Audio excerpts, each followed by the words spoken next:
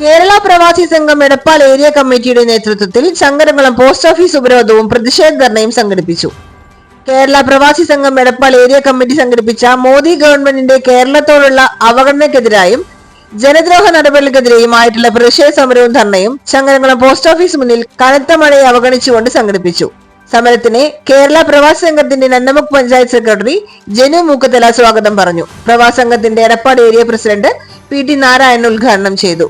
കേരള പ്രവാസി സംഘത്തിന്റെ Edappal area secretary V. Abdutty, area vice president Anwar Perumbal, area joint secretary Jayan master എന്നിവർ അഭിവാദ്യങ്ങൾ അർപ്പിച്ച് സംസാരിച്ചു.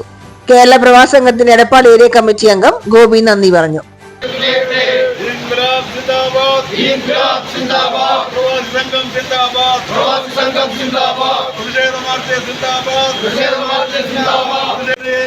നമ്മുടെ നാടിന്റെ ഇന്ന് കാണുന്ന എല്ലാ സാമ്പത്തികമായ പുരോഗതിക്കും കാരണക്കാരായ പ്രവാസി സമൂഹത്തെ പൂർണ്ണമായും വിസ്മരിച്ചുകൊണ്ടുള്ള ബഡ്ജറ്റാണ് കേന്ദ്ര ഗവൺമെന്റ് വെച്ചിട്ടുള്ളത്.